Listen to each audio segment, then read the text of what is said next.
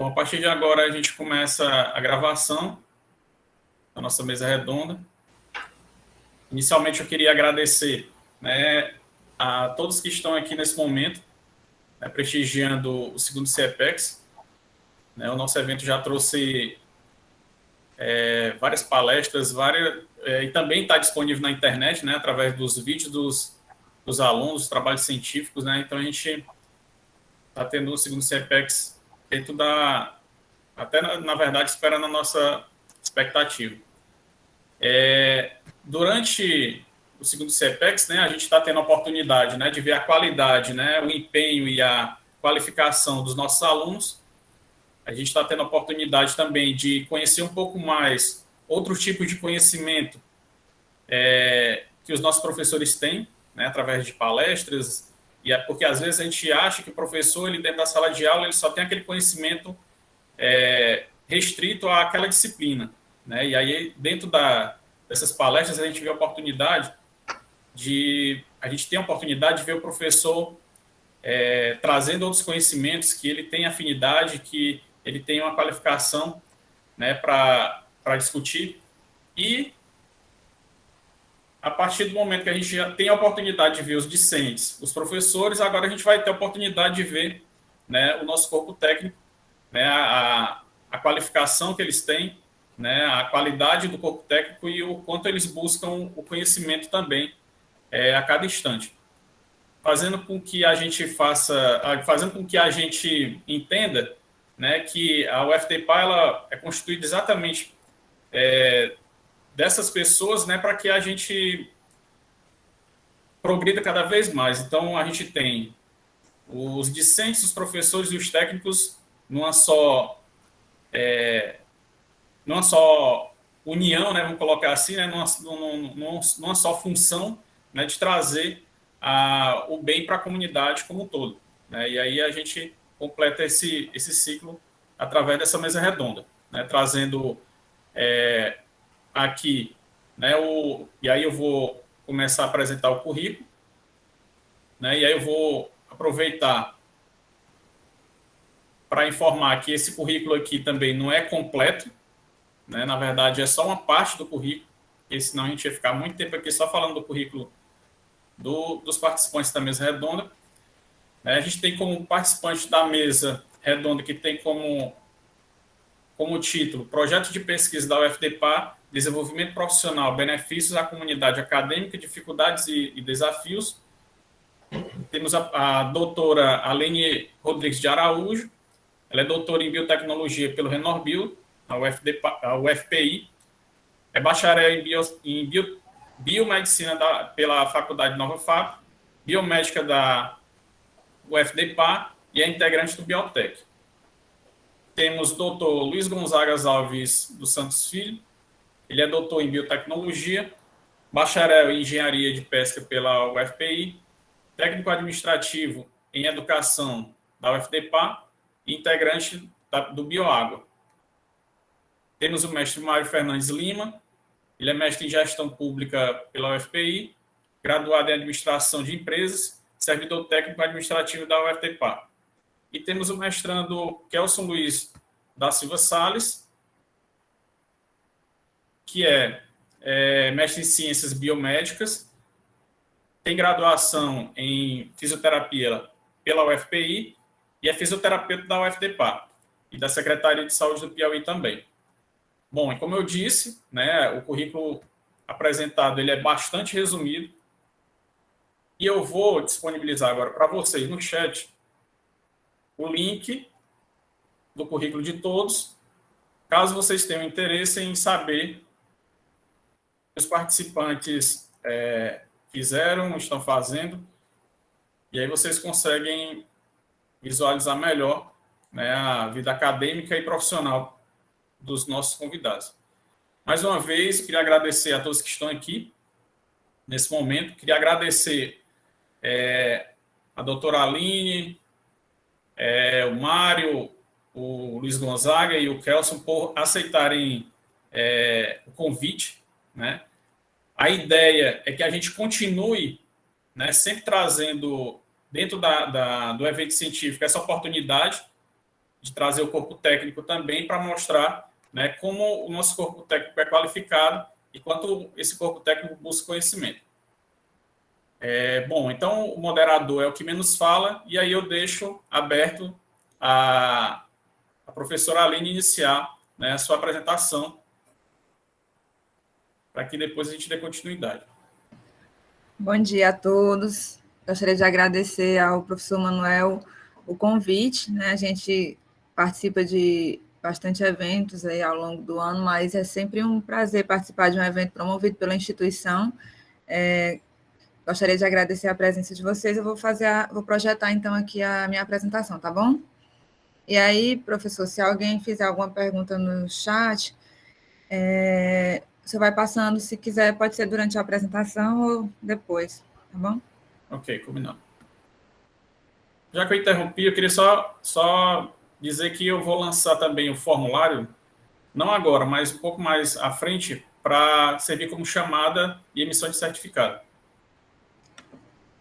Certo, deixa eu ver aqui. Vocês estão vendo a tela do PowerPoint? Ok, sim. Sim? Sim. Então, a gente vai dar início à mesa redonda, como o professor Manuel falou, do segundo CIEPEX. Já feliz em participar desse evento da UFDPAR mesmo, agora que a gente separou da UFPI, né? Não separamos totalmente, mas estamos caminhando, tentando caminhar com as nossas próprias pernas. E aí a gente vai falar um pouco sobre os nossos projetos de pesquisa, desenvolvimento pessoal, benefícios à comunidade acadêmica, as dificuldades e os desafios que existem em toda e qualquer situação, principalmente em pesquisa hoje, né? Aqui no Brasil a gente sabe que tem uma dificuldade a mais para fazer pesquisa, mas a gente segue firme. Então, o projeto que eu vou falar para vocês é um projeto recém-aprovado no edital da Pesquisa para o SUS, Gestão Compartilhada em Saúde, chamada da FAPEP, né? Junto com o Ministério da Saúde, que é o PPSUS, 4 de 2020. Tuberculose em população carcerária da planície litorânea do estado do Piauí. Prevalência e subsídios para elaboração de estratégias de controle. A gente submeteu esse projeto, eu e a equipe do Laboratório Escola da Universidade Federal do Delta do Parnaíba, em parceria com alguns professores da UFDPAR e alguns professores do IESVAP também. Então, a gente submeteu esse projeto, foi aprovado nessa faixa de recurso de R$50 mil, com direito a um bolsista de iniciação científica. Então, com o eixo linha temática que concorreu foi o eixo de doenças transmissíveis. Além desse projeto, nós do Laboratório Escola também aprovamos outro projeto relacionado à sífilis, que está em desenvolvimento nesse momento. Então, primeiro a gente precisa caracterizar o problema, né? A tuberculose é uma doença infecciosa causada pelo Mycobacterium tuberculosis, também conhecido como bacilo de Koch, bacilo álcool-ácido resistente, e que tem uma alta prevalência mundial. Então, a tuberculose, apesar dos esforços que vêm sendo realizados para diminuir os casos, ainda se mantém bastante prevalente, com alta taxa de mortalidade pelo mundo. E a gente tem aqui grupos de risco, idosos, pessoas com HIV, crianças, moradores de rua, e até no próprio cartaz o pessoal esquece da população privada de liberdade, que é a população-alvo do nosso estudo. Então, a gente tem sempre que lembrar que a população privada de liberdade também é um grupo de risco para a tuberculose. Lá essa população ela se torna bastante vulnerável, principalmente também porque entre essa população a gente tem a presença de pessoas com HIV, de idosos e pessoas que também se encontram em vulnerabilidade social. A transmissão da doença acontece principalmente por vias aéreas, através da tosse, do espirro, da fala, e a tuberculose tem cura. Então, o Ministério da Saúde aqui no Brasil distribui, faz o tratamento, faz o acompanhamento dos pacientes e normalmente a pessoa começa a se tratar, melhora dos sintomas e abandona o tratamento. Daí a dificuldade que a gente tem de concluir esse tratamento e a manutenção dessa prevalência da tuberculose alta. Então, normalmente a pessoa acometida pelo micobactério vai ter o quê? Um cansaço excessivo, uma dor no peito, pode perder peso, falta de ar, ter febre, uma tosse, às vezes ali no final da tarde a pessoa começa a tossir com ou sem secreção, né? Uma tosse que pode ser produtiva ou não, e uma sudorese noturna. No mundo, a tuberculose, como eu já falei, tem distribuição ampla. A gente vê aqui onde nas áreas mais escuras são áreas que possuem maior acometimento, principalmente aqui no continente africano, a gente vê bastante áreas escuras, onde você tem mais de 500 incidência de 500 por 100 mil pessoas por ano. E aqui no Brasil, a gente, de certa forma, em relação a outros locais do mundo, como a África, tem controlado a situação, tá? Então, a gente tem bastante mesmo aqui, é um problema de saúde pública mundial. E aqui esse cartaz só para chamar a atenção que ela é uma das infecções que mais matam no mundo, e a gente tem aqui nas Américas, em 2019, 22.900 pessoas morreram de tuberculose. Eu ainda me assusto quando eu vejo esse número, porque realmente é bastante gente que tem morrido ainda com a tuberculose, sendo que é uma doença que já é bastante falada, bastante conversada, que os governos tendem a bancar o tratamento do paciente. Então, por isso, o nosso SUS, o Estado do Piauí, junto com o Ministério da Saúde, procuram ainda fazer pesquisas nessa área para que a gente consiga melhorar nossas políticas públicas e encontrar saída para esse problema, onde você ainda tem 22.900 pessoas morrendo de uma doença que o tratamento é gratuito, o diagnóstico é gratuito, que tem acompanhamento na rede. Isso é muito grave, incluindo 5.900 pessoas com HIV. Então, a gente precisa encontrar saídas, encontrar soluções para esse problema, e uma forma da gente encontrar a saída é realizando pesquisa. Então, a gente faz a pesquisa e tenta entender como que a rede está falhando, onde que tem essa falha na rede, e como que a gente pode gerar dados que contribuam para o melhor acompanhamento do paciente pelo SUS. Então, outro problema que eu não falei para vocês, mas que tem contribuído para essa prevalência, essa manutenção da prevalência da mortalidade pela tuberculose, é a resistência. Então, a gente tem os bacilos se tornando, eu venho falando disso, acho que nesses últimos meses eu tenho falado bastante de resistência bacteriana, mas é uma realidade. E para o Mycobacterium tuberculosis, também existe essa realidade. A gente já tem micobactério resistente à primeira linha de tratamento, à segunda linha de tratamento, e a gente tem, que a gente já chama de multidroga resistente, e a gente já tem micobactério tuberculose resistentes às alternativas que seriam utilizadas nesse caso de resistência à segunda linha de tratamento. Então, a gente tem uma situação grave, não só com o micobactério, mas com várias outras infecções. O problema é que o tratamento do micobactério é mais demorado, e como eu falei para vocês, às vezes o paciente já tem melhora dos sintomas e deixa de fazer o tratamento. Então, essa não adesão do paciente ao tratamento completo pode levar ao desenvolvimento de resistência por meio do ou pelo micobactério tuberculose. Então, quando o paciente retoma o tratamento, nem sempre é efetivo. Quando essa bactéria, então, se torna resistente àqueles fármacos que são utilizados na primeira linha de defesa, principalmente a primeira linha de tratamento escolhida pelo SUS, aí que você percebe que o tratamento não é efetivo, a gente passa, então, para a segunda linha de tratamento. Hoje, no Brasil, nós temos aqui uma maior incidência de tuberculose na região norte, tá? E aqui na região sudeste, a gente vai ter essa maior incidência de tuberculose. Como vocês podem ver, o Piauí se encontra numa situação controlada em relação ao resto do país, onde a gente tem de 10 a 30 casos por 100 mil habitantes, tá? Então, a gente se encontra numa situação controlada, mas o resto do país precisa também controlar essa infecção. O que é que a rede proporciona? Então, se você tem sinais e sintomas de tuberculose, você pode fazer o exame, a baciloscopia, então faz a coleta do escarro, normalmente é recomendado coletar 2 vezes, no primeiro e no segundo dia. Esse escarro vai, então, para o laboratório, onde é realizado a baciloscopia, que é o exame a microscopia óptica, então você observa a presença ou ausência desses bacilos causadores da tuberculose. Em seguida, hoje, o Ministério da Saúde já proporciona o teste molecular, que a gente chama de TRM, e foi um teste, inclusive, que foi criado para ser feito também em locais que não tem tanta estrutura de laboratório, onde você faz um PCR em tempo real dentro de um num equipamento pequeno e todo o mix todo reagente que você utiliza já vem dentro de um cartucho, a gente só faz a mistura do escarro com outro reagente e coloca dentro.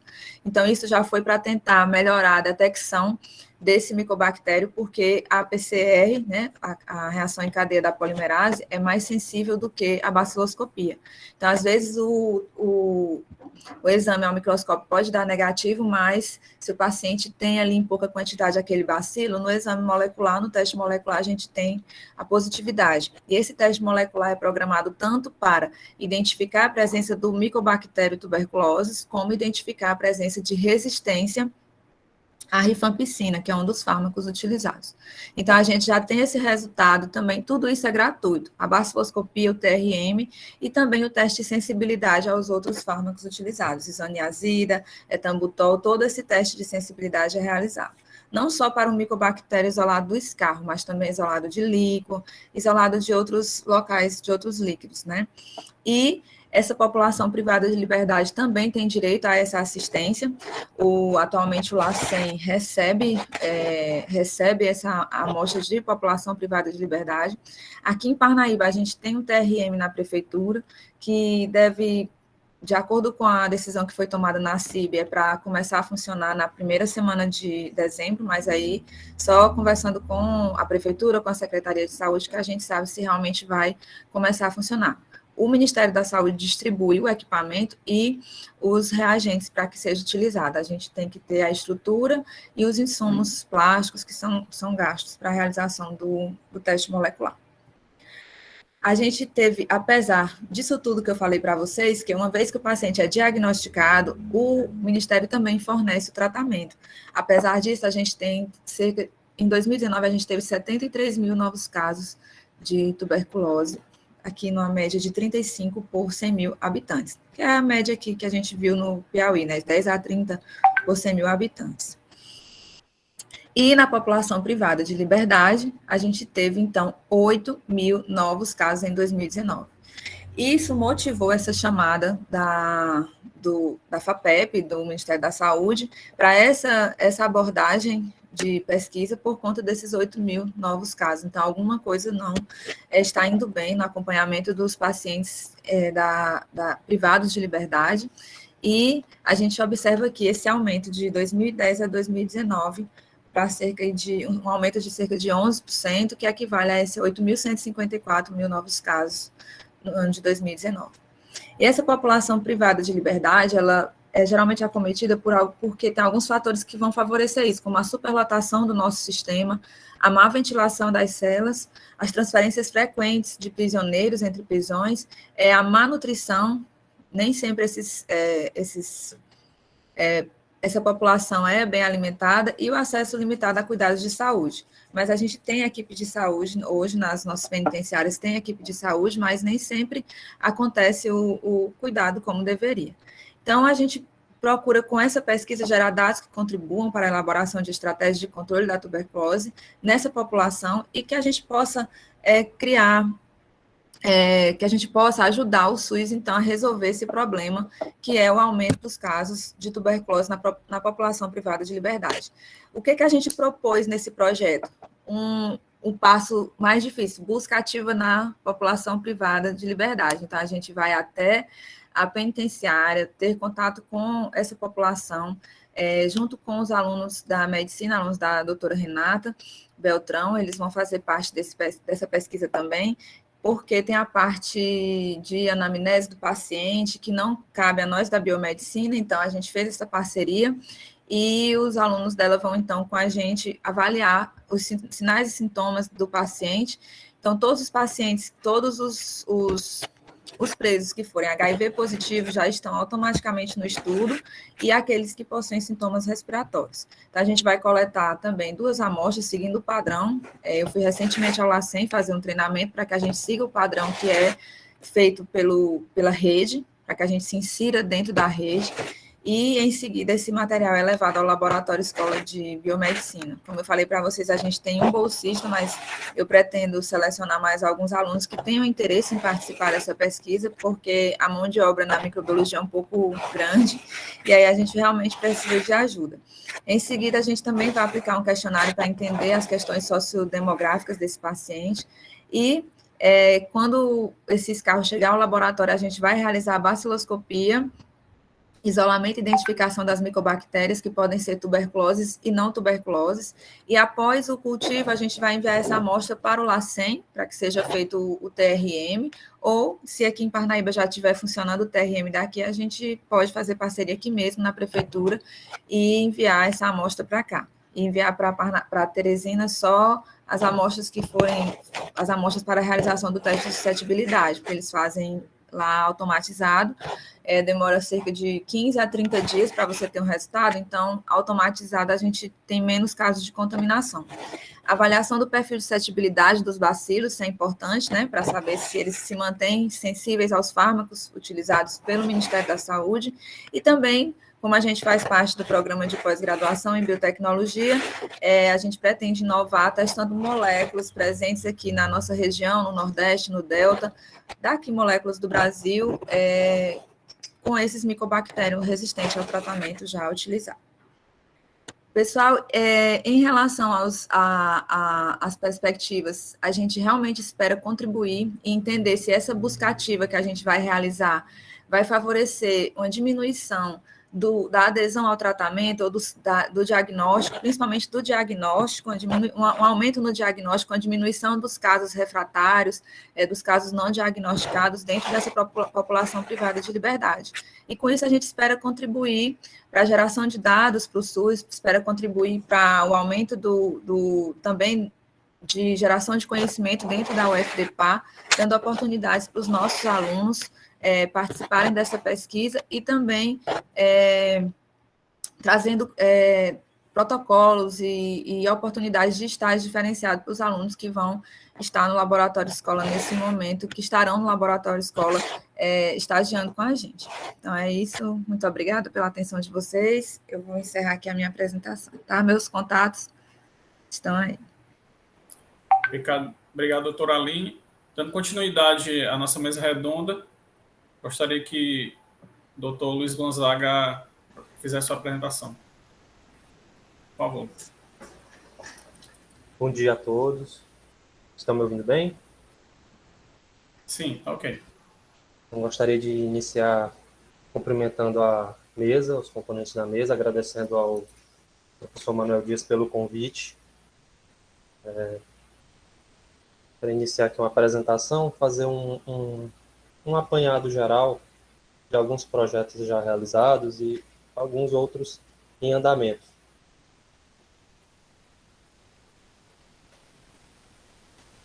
Para quem não me conhece, eu sou Luiz Gonzaga, sou engenheiro de pesca do campus Ministro Reis Veloso. Vou ocultar essa janelinha aqui. Está projetando bem, né?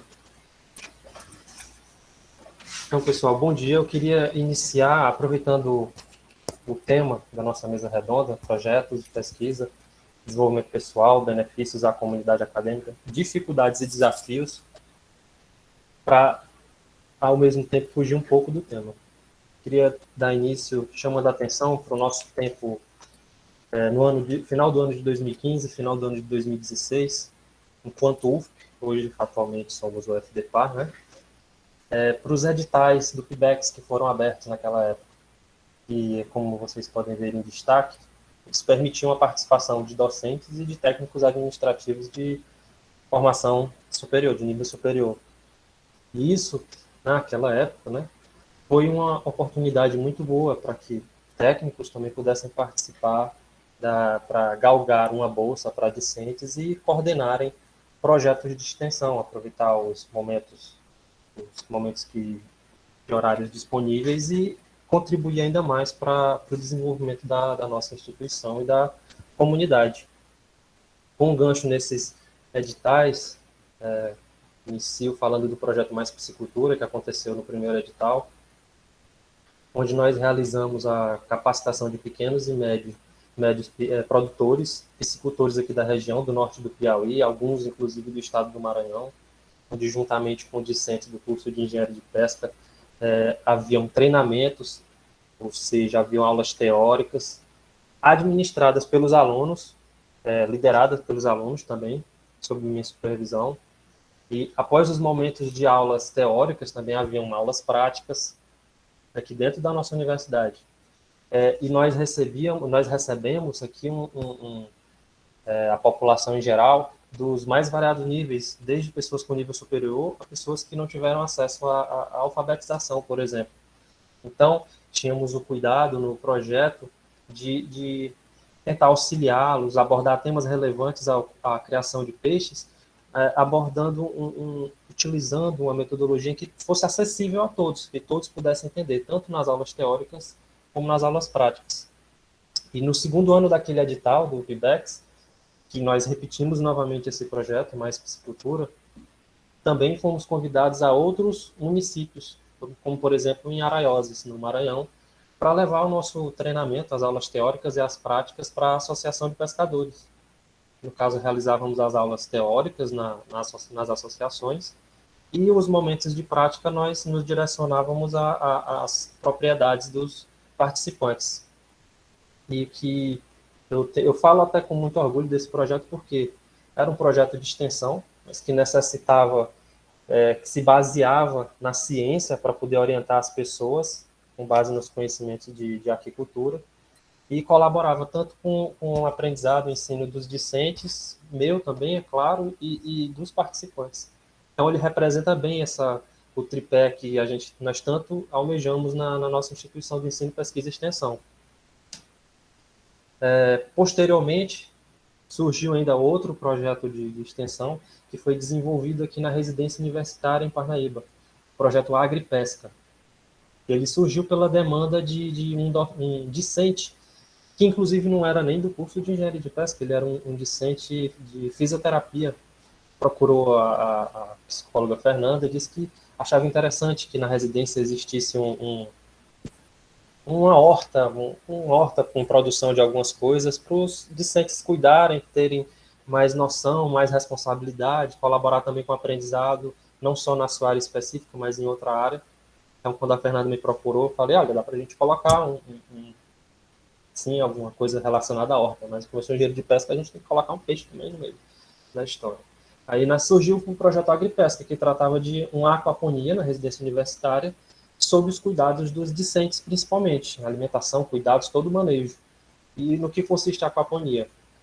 Consiste em uma hidroponia, que é o quê? Um cultivo de vegetais em substrato aquoso, no qual o substrato aquoso, rico em nutrientes, ele é proveniente de um cultivo de peixes, portanto, a aquaponia. Então, ele foi construído desde o início, todas as instalações, por mim, pelos discentes.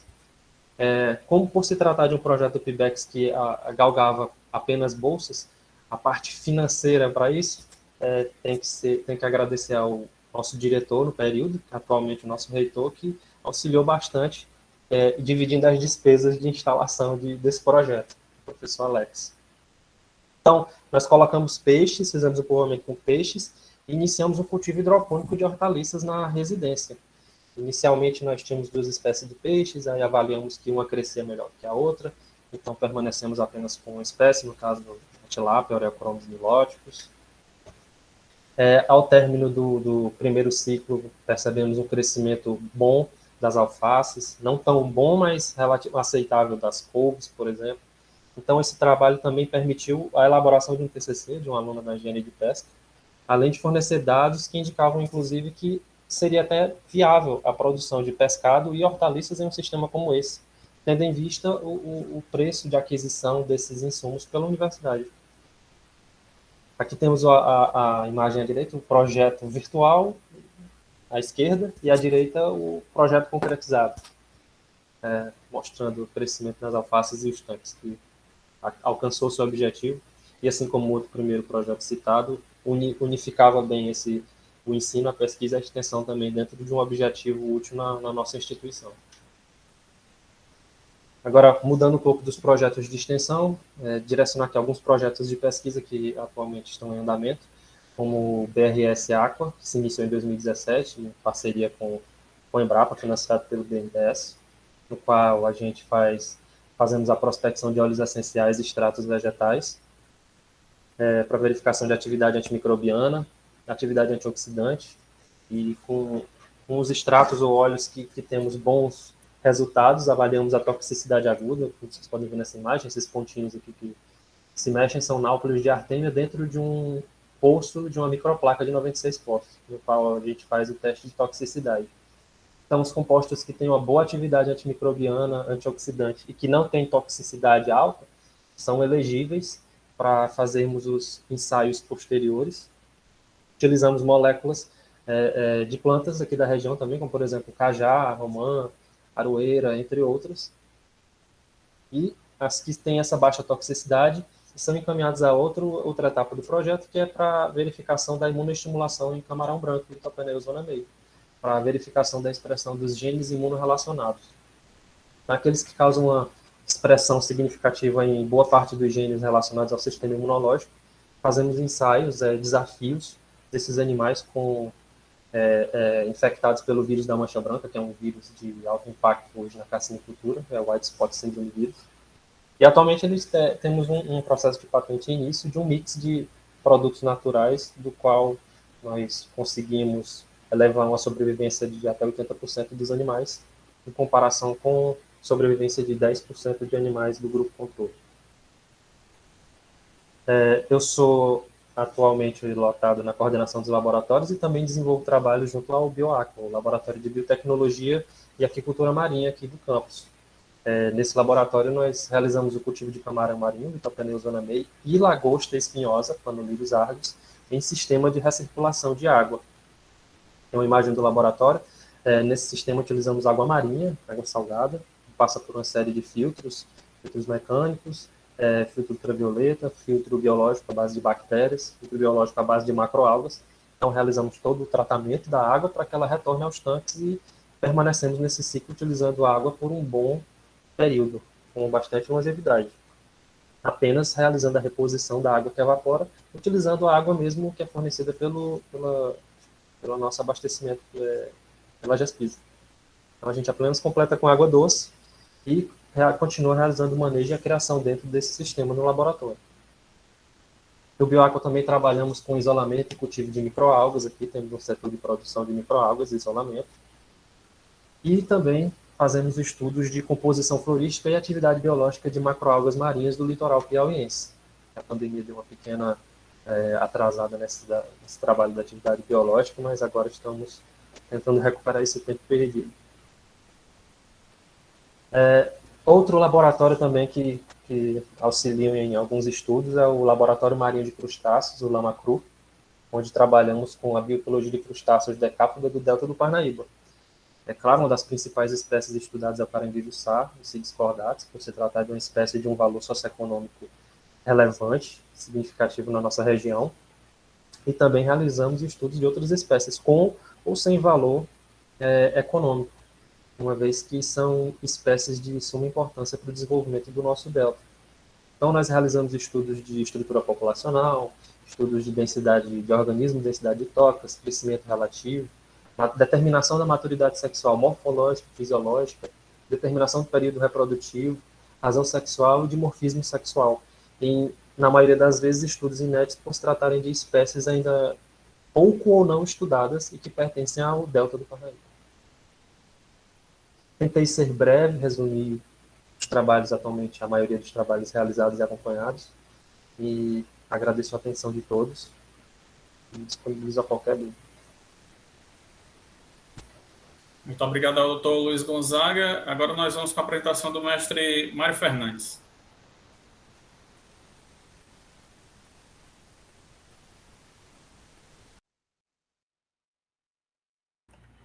Bom dia a todos. Estão escutando aí?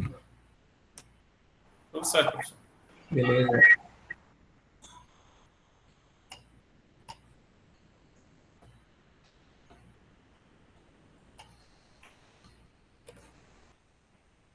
Todos visualizando? Tudo certo. Bem, antes de começar, eu vou só contar aqui a rotina de pesquisador que eu me descobri, né, quando entrei na universidade. Entrei na universidade em 2008, né, como técnico administrativo, comecei a trabalhar como assistente e administração na coordenação do curso de biomedicina, e vendo que eu precisava ganhar mais conhecimento e aquela curiosidade de descobrir novas situações em termos profissionais, resolvi entrar na contabilidade, né, no curso de contabilidade da própria universidade. Aí quando eu me descobri como pesquisador e a necessidade de estar ganhando novos conhecimentos, né, e o que me despertou a atenção mesmo foi a questão da evasão, a preocupação, porque trabalhando nas coordenações, né, eu trabalhei em 2 coordenações e depois comecei a trabalhar na coordenação geral dos cursos, né, eu presenciava várias situações em que os alunos deixavam o curso, né, por motivos, né, distintos, né, e aquilo ali gerava uma preocupação em querer saber o porquê, né, e desde então eu comecei a produzir trabalhos nessa temática, né, da evasão. Em 2016 foi que eu comecei a me juntar com professores, colegas, né, que também tinham interesse em pesquisa, para ficar tratando do assunto, né, e assim a gente começou. Produzimos trabalhos que renderam eventos fora do Piauí, em Aracaju,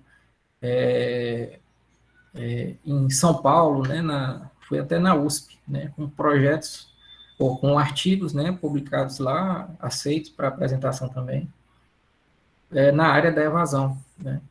E quando eu ingressei em 2017 no mestrado de gestão pública, né, aí me interessou também estar pesquisando sobre evasão. E decidi, junto com a minha orientadora, fazer essa pesquisa no curso de turismo. Por quê?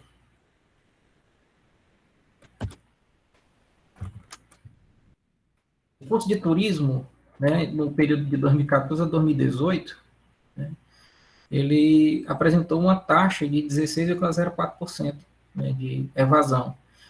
Mas por que eu escolhi o turismo, né, junto com a minha professora, numa discussão que gerou esse objetivo final, que era pesquisar sobre a evasão no curso de turismo? É porque a gente vive em uma região turística, né? O CMRV ele possui um curso de turismo que tem todas as ferramentas, né, em termos de prática e teórica, né, para formar o profissional como turismólogo, né, que é o chamado o profissional quando ele é formado, graduado.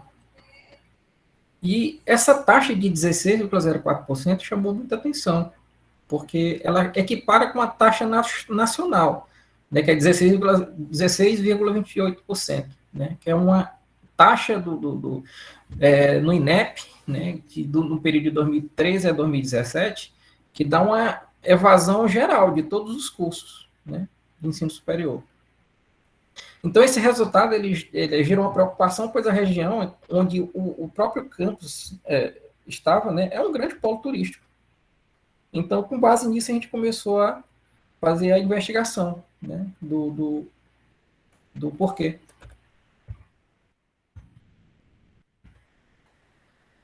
Quais são os aspectos negativos, né, que a evasão provoca, né? É um prejuízo financeiro para o sistema de ensino, porque o aluno ele deixa, certo, o curso, e à medida que ele deixa o curso, aquilo que já foi gasto com ele, com dinheiro público, né, foi jogado fora, né? Não se tem um retorno daquilo ali. Qual o retorno que a instituição, que o próprio MEC, né, quer? É que se formem profissionais para que os profissionais desenvolvam, né, os seus conhecimentos para gerar renda, né, para movimentar o dinheiro no país, né, no município, no estado, no país também. A desaceleração do desenvolvimento econômico regional. Sem formação profissional, não temos profissionais para atuar em determinadas áreas dentro da região, e assim não se desenvolve, né? Afasta os discentes da qualificação nível superior, né? Eles não conseguem ter uma qualificação em nível superior. E impedem, né, de mudar a sua realidade socioeconômica através dos estudos. A gente sabe que hoje, atualmente, a gente só consegue uma realidade socioeconômica diferente, né, ter uma renda maior, se for através dos estudos, né? A gente se profissionaliza, vai estudando, ganhando conhecimento, ganhando mercado com isso. A pesquisa em si, né? Que buscou responder as seguintes questões, né, que foram que deram base ao objetivo geral e os objetivos específicos, né? Quais os fatores que levaram os discentes à evasão do curso de bacharelado em turismo, no CMRV, né, da Universidade Federal do Piauí, no período de 2014 a 2018. Por que ainda está a Universidade Federal do Piauí? Porque até então a gente não tinha ainda a transição concluída, né, da UFP para o UFDPAR, o CMRV.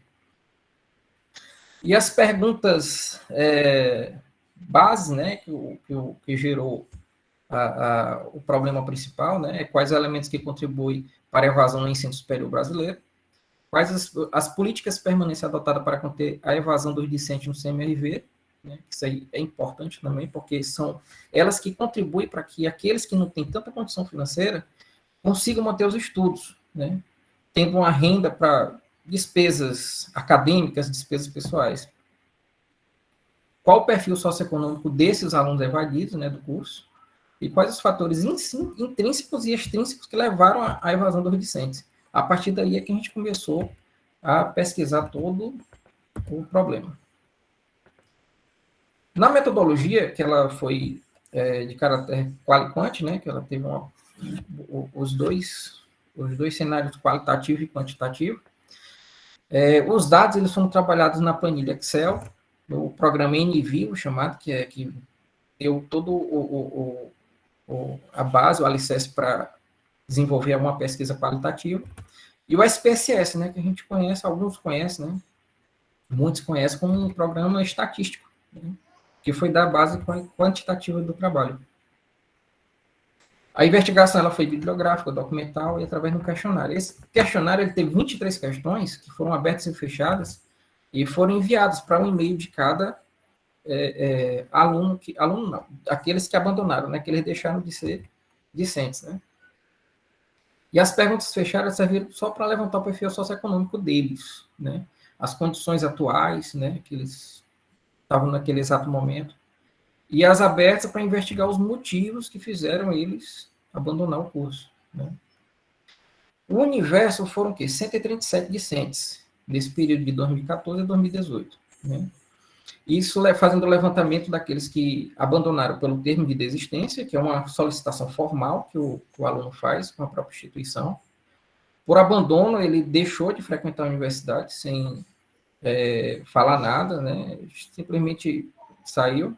Ou não a renovação da matrícula. Ele fechou um período e não renovou o período seguinte. Né? Ou então eles tiveram reprovação, número de reprovações excedidas. A gente sabe que se a gente aprovar 3 vezes a mesma disciplina, a gente é jubilado do curso. Né? E os resultados que a gente encontrou. Né? 113 do Piauí, 9 do Maranhão, 8 do Ceará, 3 do Distrito Federal, 1 do Tocantins e 3 de São Paulo. Por que essa distinção? Por que vem... Eu só pesquisei aqui turismo, mas se a gente fosse fazer uma pesquisa entre todos os cursos, a gente encontraria muito mais estudantes oriundos de outros estados. Por que isso? É por conta do Enem. Né? O SISU ele fez com que qualquer aluno de qualquer localidade do país escolhesse qualquer universidade do federal ou estadual, né, que aderem ao SISU, para escolher esses cursos fora. Né? E isso aí também é um problema na questão da evasão, né, que até mais na frente eu comento, porque eles chegam aqui e não encontram aquela realidade que eles viviam antes de chegar no CMRV. E a dificuldade de ficar longe da família, né, não ter uma renda fixa para se manter aqui, isso aí também complica um pouco. O SISU, e fez com que gerasse todo esse problema. Mas não sendo um problema real da evasão, o único problema da evasão, né? E a forma de ingresso, né, perdão, 89 foi ampla concorrência e 46 por cotas, né, e um PCS, né, que é o portador de curso superior. A maioria deles obtiveram, né, até 550 pontos no Enem, que é uma pontuação até que a gente considera um pouco baixa, né, para ingresso no curso. 32 de 137 são ativos em outro curso da própria Universidade Federal do Piauí, né, que é o chamado de microevasão, é quando o aluno ele abandona um curso para entrar em outro curso da mesma instituição, é chamado de microevasão. Não deixa de ser evasão, porque ele deixou de cursar aquele curso para entrar em outro. Então, todo investimento que foi feito no aluno naquele curso que ele abandonou foi perdido, né? 23 de 137 tentaram cursar outro curso, mas sem sucesso. Ou seja, eles trocaram o curso de turismo, foram para outros cursos, mas também abandonaram esse curso, né? Outros fatores, que é o período de ingresso, período cursado, ira e forma de evasão, que é o abandono, deslocamento formal, excesso de reprovação. Isso aí foram outros fatores que a gente pesquisou também. Não posso me estender tanto aqui por causa do tempo, né? O quantitativo já do resultado do questionário, né, que foi aplicado. Da população, que foram os 137, a gente só conseguiu que 83 respondessem, né? 10 e-mails voltaram, né, com o formulário. Aliás, voltaram porque o e-mail não existia mais, né? Não estava recebendo mais mensagem. E 43 evadidos não responderam à pesquisa, né, representando aí 31% da população. Ou da amostra, perdão. Perguntas sobre grupo familiar, estado civil, quantidade de filhos, renda familiar, responsável financeiro, acesso às tecnologias de informação e comunicação, meio de transporte utilizado, onde eles se deslocavam de onde eles moram para o CMRV, né? Benefícios, né, se eles recebiam a BAE, né, que é a Bolsa de Apoio Financeiro, né? Usuários ou não do RU, se eles possuíam um emprego ou não, se era formal ou informal, também eles poderiam estar formando isso. A mudança de cidade para estudar no CMRV, se eles saíram de outro estado ou outra cidade, né, para vir para cá. A maioria escolheu o curso em razão da nota de corte ou por identificação da área. Aí a gente já vê que a maioria deles escolheu por nota de corte. Analisa-se de qual forma? De que eles não estavam escolhendo aquele curso que eles realmente queriam fazer, eles só queriam entrar na universidade. E o índice de rejeição, de abandono, né, é altíssimo nesses casos. Porque alguns ainda chegam a gostar do curso e outros, porque entraram no curso que não era aquele que queriam, terminam abandonando mesmo. A maioria estão matriculados em outras instituições de ensino superior, que é a mesoevasão, considerado. É o aluno que sai por exemplo, saiu do CMRV e foi para uma outra instituição de ensino superior, que não foi a própria UFP, né? Ele saiu para outra, então é chamado de mesoevasão. A microevasão é quando ele sai de um curso e vai para outro curso na mesma instituição. Mesoevasão é quando ele sai da instituição e vai para uma outra instituição. A macroevasão, que é outro fenômeno que a gente estava estudando também, a gente foi colocado também no trabalho, é quando ele realmente abandona os estudos de forma definitiva. Outros motivos que levaram à não conclusão do curso, aí foram encontradas várias situações de resposta, né? Falta de recurso, né? Como eu falei, vem de outros lugares, de outras cidades para cá, e não tem um recurso próprio, né? A família não tem também tanta condição de manter aqui, né? Então, é um motivo. Problemas familiares, né? Foram colocados bastante também nas respostas. Abandonar os estudos para sustentar a família. Eles falaram muito na relação da grade curricular do curso, que às vezes tinha que colocar, o curso era noturno, mas tinha que assistir a aula ou na tarde, ou na manhã, ou na tarde. Isso aí atrapalhava a questão do emprego que alguns deles possuíam, né? Mudança de curso, mesma instituição para outra instituição, né? Foi um caso que eu falei. Problemas de saúde, né? Foram poucos casos, mas tiveram uma representação. Se dedicar a concursos públicos também, né? Foi um dos motivos também. E desinteresse e motivação, que não tinha interesse nenhum em ter um curso superior, né? Se achava que não tinha necessidade de ter um curso superior. Segue algumas respostas, como exemplo de tais razões para abandono, né? Que é a resposta deles mesmo, né?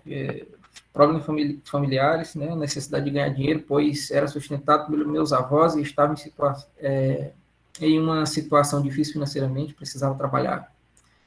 Outra, ele falou que na época eu não tinha como me manter, era natural de outra cidade, não trabalhava, e meus pais não tinham como mandar dinheiro para pagar comida, transporte, etc. Não me identifiquei com o curso, passei para a fisioterapia no próprio CMRV. Então, são motivos que eles expressaram, né?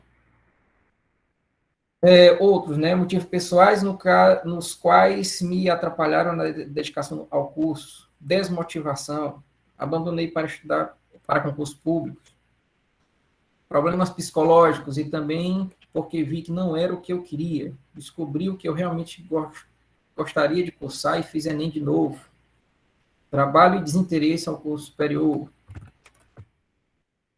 Esse aqui ele já falou baseado no aspecto do próprio trabalho, né? Por que a Parnaíba é uma região turística? Parnaíba e regiões próximas, né? Possuem atrações turísticas, né? Possuem um potencial turístico, né? E por que não tem...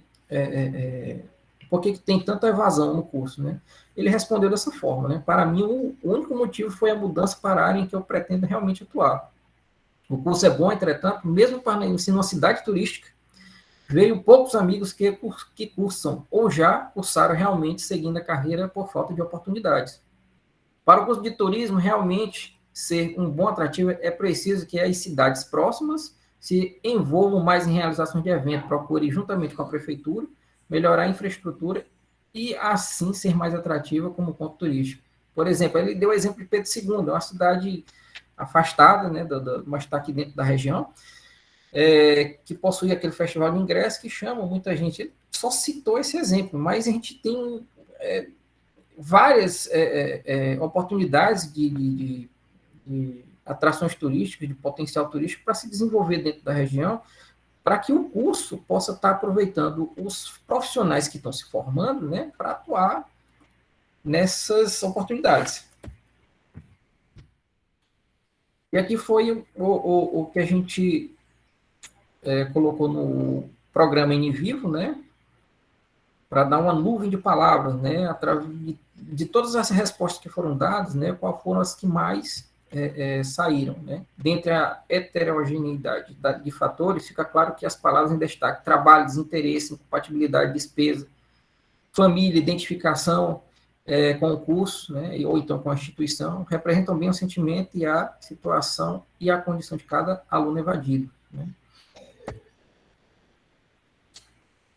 Outros evadidos, né, eles cobravam, né, ações do próprio CMRV em relação às políticas de permanência, né, que são justamente aquelas políticas que dão auxílios, né, aos alunos para que eles possam estar se mantendo no curso, né, aqueles que não têm tantas condições, né, porque só quem recebe auxílio de políticas de permanência são aqueles que são considerados de baixa renda, né. Só de ampla concorrência, ou só de cotas? Não, de ampla concorrência também, porque tem alunos que têm baixa renda e fazem a opção pela ampla concorrência, né, para entrar na instituição. Esses, eles ficam até um pouco mais afastados da política de permanência por não terem entrado já como cotas e declarar que são... Porque quando você entra com cotas na universidade, você já tem aquela autodeclaração que tem baixa renda, né? Então, fica mais fácil identificar o aluno, o próprio NAI, né, que é o Núcleo de Atendimento Estudantil, e agora é a PRAEC, né, já sabe fazer uma avaliação mais rápida do aluno, porque já tem toda a documentação mostrando qual é a situação dele, né? Então, eles falam muito a questão de assistências, né, para que eles pudessem estar continuando com os estudos. Um fala aqui porque existe mesmo uma dissintonia entre a entrada dele e a publicação do edital para concorrer a bolsas, né, que dá um auxílio financeiro. Porque geralmente eles entram na instituição, aí passa 1 mês ou 2 meses que o edital é lançado. Então, ele comentou que os editais de residência universitária deveriam ser lançados junto com o edital de período de matrícula. Assim, ao ter que mudar de cidade, já teria um local para ficar. No caso, é a casa estudantil, né, que antes a gente tinha no período, né, que é onde ficar no colégio integral. Então, eles pediam, algumas respostas tinham esse sentido, de que eles queriam que, ao se matricular, o edital já tivesse já disponível para concorrer à bolsa ou então à moradia, né? Então, a pesquisa apresentou características como a evasão entre os estudos realizados e característica própria também, né, relacionados, por exemplo, com os fatores intrínsecos aos estudantes, que é a questão da vulnerabilidade econômica, estudo versus trabalho, problemas pessoais e familiares, mudança de curso, desinteresse e desmotivação com o curso, pelos fatores intrínsecos ao CMRV, que é a mais oportunidade de assistente estudantil, né, que é as políticas de permanência. E por fatores extrínsecos ao CMRV, que é a questão da oportunidade de mercado de trabalho ao curso. Isso foi bem batido nas respostas dos evadidos, né, do curso de turismo. Isso quer dizer que cabe ao CMRV gerar valor ao curso por meio de ações que permitam aos alunos beneficiarem-se de uma vivência profissional que os capacite em termos de prospecção de carreira perante um mercado de trabalho crescentemente competitivo. No decorrer da elaboração da dissertação, existiam vários programas, né, e projetos, né, de desenvolvimento do curso de turismo. Hoje eu não sei como é que eles estão funcionando, né, que depois da dissertação eu me afastei um pouco assim da realidade do curso de turismo. Mas eu coloquei todos os projetos que estavam sendo desenvolvidos com parcerias público-privadas, né, que são as PPPs, até mesmo com os entes públicos, né, Estado e município, para desenvolver o próprio desenvolvimento do turismo na região, né? Não só aqui no Piauí, como também Ceará e Maranhão, que a gente tem o CMRV, ele tem essa conexão com as outras regiões fora do Piauí, né? Então, ou seja, promover uma maior proximidade entre o CMRV com as iniciativas públicas e privadas para promover a expansão considerada da importância da formação do profissional para o desenvolvimento da cidade e do turismo regional, né? Bem, assim, foi bem resumido mesmo, né, o que eu queria passar para vocês. É um desafio a gente trabalhar na instituição e se dedicar tanto assim também a buscar solucionar outros problemas que existem dentro delas, né? É importante, né, que a gente seja até assim, incentivado a essas pesquisas, porque gera não só um impacto profissional dentro da instituição, como pessoal também, porque a gente adquire conhecimento. A gente sai até de uma zona de conforto, né, para uma zona mais exploratória, né, de buscar novas coisas, novos ares, né, para a gente respirar novas sensações, além do que aquele trabalho que a gente executa no dia a dia, né.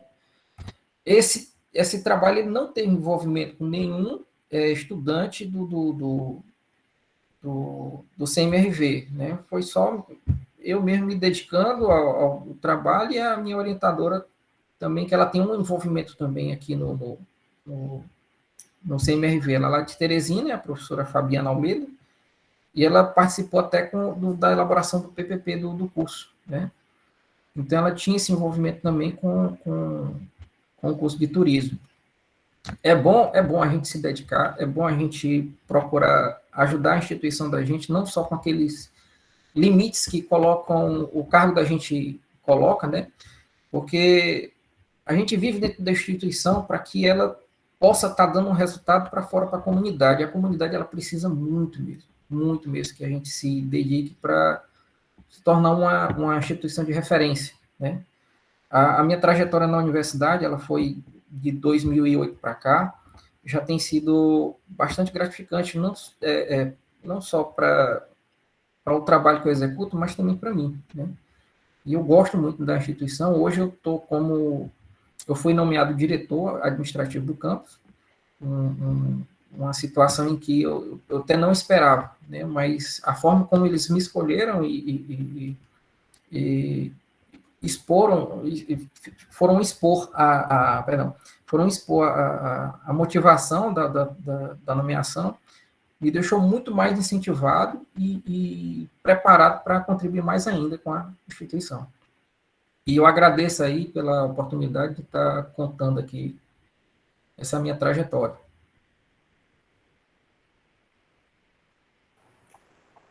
Muito obrigado ao Mário.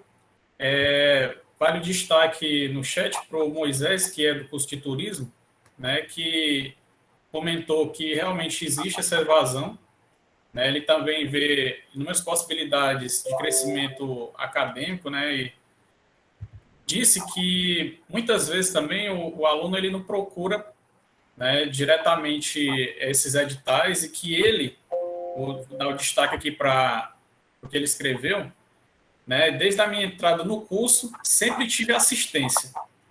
Aí tem um motivo dele ter recebido essa assistência, porque sempre busquei informação e graças à assistência estudantil e outros projetos vou conseguir concluir meu curso. Então é um exemplo, né, de aluno que buscou, né, possibilidades para se manter no curso e vai conseguir a conclusão do curso. Para finalizar, né, depois a gente vai comentar mais coisas, mas para finalizar, eu não poderia deixar de falar do Moisés, porque ele está diretamente ligado ao curso de turismo. Mas para finalizar essa primeira fase das apresentações dos membros da mesa redonda, a gente convida o mestrando Kelson a apresentar, a fazer sua apresentação. Bom dia, tá dando para ouvir bem o áudio, pessoal? Perfeito. Beleza, vamos iniciar aqui então.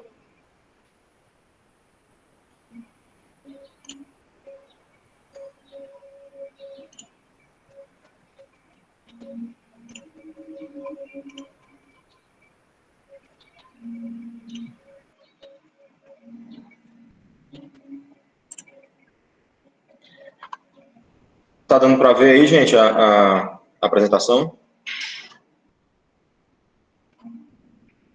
Tudo certo. Ok. Ok, né? Beleza. Então, pessoal, bom dia, né, a todos que estão acompanhando aí, aos membros da mesa redonda. Obrigado pelo convite em participar. Primeiramente, contextualizar aqui um pouquinho, né, da pesquisa que a gente vai falar. Não é fácil para a gente, né, por exemplo, a gente que é técnico administrativo, né, a gente que está trabalhando na área técnica, né, diretamente, participar de pesquisas, né. Não é fácil, sempre é difícil tentar conciliar uma jornada e outra. Da minha graduação até eu entrar na pós-graduação no mestrado, demorou um tempinho, mas em dado momento eu consegui, né? Ano passado iniciei essa jornada dentro da pós-graduação. E eu tentei, né, dentro do meu tema de pesquisa, pesquisar dentro da área que eu atuo, dentro da área que eu trabalho, né, para não fugir. Né? Um exemplo, eu trabalho numa clínica, e aí eu tenho que ficar desenvolvendo pesquisa dentro de um laboratório fechado, uma coisa um tanto alheia à minha área de atuação. Então, pessoalmente, eu não achava interessante para mim, né? Sempre procurei pesquisar dentro da área, e como eu trabalho também dentro de hospital, dentro de unidade de terapia intensiva, conversei com um orientador para a gente fazer um trabalho dentro desse ambiente, né? é um ambiente que existem muitas coisas a serem pesquisadas, muitas coisas a serem melhoradas, né? É um ambiente de alta complexidade, então eu propus para o orientador uma pesquisa nesse sentido, o professor Baldomero, e ele concordou. E o nosso tema lá, da nossa pesquisa, é impactos da implantação de um protocolo de prevenção de pneumonia associada à ventilação mecânica no Hospital Público do Nordeste Brasileiro. É um estudo que está em andamento, um estudo do programa de pós-graduação em Ciências Biomédicas. Então, gente, para a gente entender um pouco desse estudo, do que ele está pesquisando, do que ele está buscando, vamos se familiarizar com dois termos, a PAV. O que vem ser a PAV? É a abreviação, né, de pneumonia associada à ventilação, né? O que é isso, gente? Um paciente que eventualmente vá precisar de ventilação mecânica, né? Um dos efeitos adversos que ele está sujeito, um dos efeitos colaterais, efeitos adversos desse tipo de terapia, é adquirir uma pneumonia, certo? Porque a veia dele vai ficar exposta, enfim, isso facilita a colonização por alguns micro-organismos. E é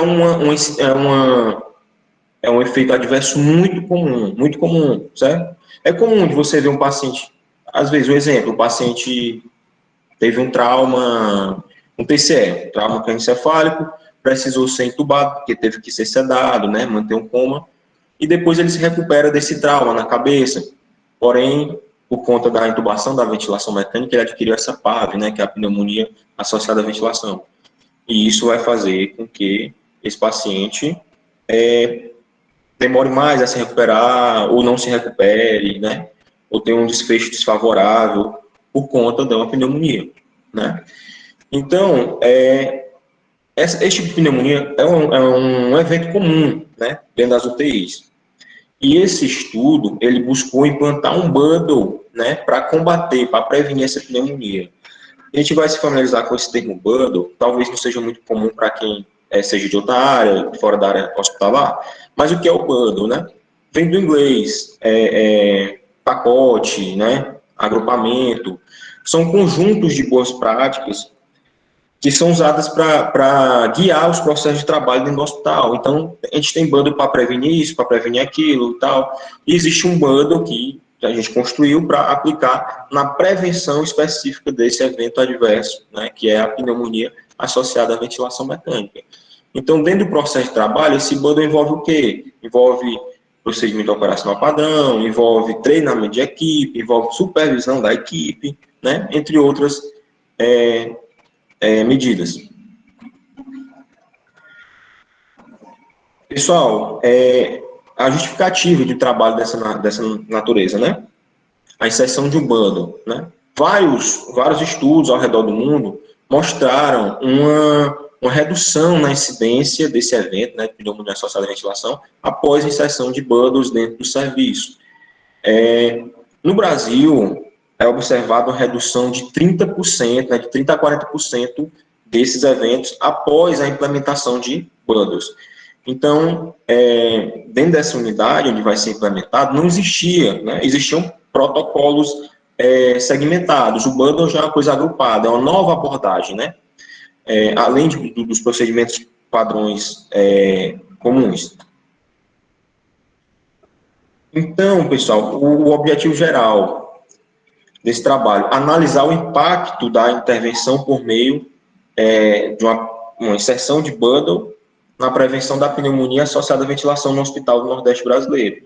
O objetivo específico desse trabalho é conhecer o perfil sociodemográfico dos pacientes diagnosticados com essa pneumonia, identificar os fatores relacionados a essa pneumonia antes e após a implementação do bundle e determinar a incidência na população estudada. Como meta, esse estudo tem produzir informações a respeito da pneumonia associada à ventilação mecânica na região onde o bundle foi implantado, né? E que esse bundle venha a contribuir para melhorar a qualidade da assistência. Esse é o principal objetivo, né? Melhorar a qualidade da assistência prestada. Espera-se que o estudo crie uma rotina geral desses indicadores para alimentar, né, e para efetivar uma revisão contínua de protocolos, da maneira como está sendo realizado. A população em que esse estudo vai ser desenvolvido, né, já está, aliás, a população que está sendo desenvolvida esse estudo, né, a população são os pacientes internados na UTI geral do Hospital de Arco Verde, localizado aqui em Parnaíba, Piauí, os pacientes em uso de ventilação mecânica, não todos os pacientes em uso de ventilação mecânica. Desenho do estudo, né? É um estudo quase experimental que irá verificar o impacto desse bando na prevenção da PAV, da pneumonia. Como é que vai ser desenvolvido esse estudo, né? Na metodologia dele, será feito um estudo retrospectivo dos prontuários, 90 dias antes e 90 dias após a implementação desse bando. E depois serão comparados, né, algumas variáveis que a gente vai ver no próximo slide. Além desse estudo retrospectivo de prontuários, a gente vai ter também o treinamento das equipes, né?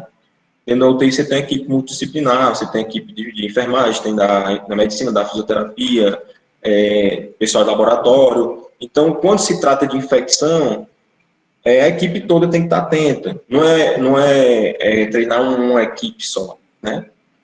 Qualquer pessoa que circule por ali pode estar favorecendo levar, né, agentes de infecção do ambiente para o outro. E implantação de protocolo, né? Os protocolos já estavam implantados em forma de procedimento operacional padrão, mas a gente ampliou isso, né, com checklists, com outras ferramentas. Pois bem, e quais variáveis que vão ser usadas para comparar, né, a efetividade desse bundle, né, os efeitos, o impacto da implementação desse bundle? As variáveis é tempo de internação do paciente dentro daquela UTI, se antes do bundle era maior ou menor que depois, né, e assim como outras variáveis, o tempo de ventilação mecânica, a taxa de mortalidade, muito importante, o número de diagnóstico de PAV, que é a principal variável desse estudo, e o consumo de antibióticos, né. Então, por exemplo, se a gente conseguir reduzir o consumo de antibióticos que vão ser deslocados da farmácia central para essa unidade, a gente está percebendo que teve um impacto positivo esse bundle, né? Então, são essas variáveis que vão ser comparadas no tempo pré e pós-implementação. Então, um pouquinho aqui desse desenho, gente, o estudo retrospectivo, né? Onde é que a gente vai conseguir esses dados?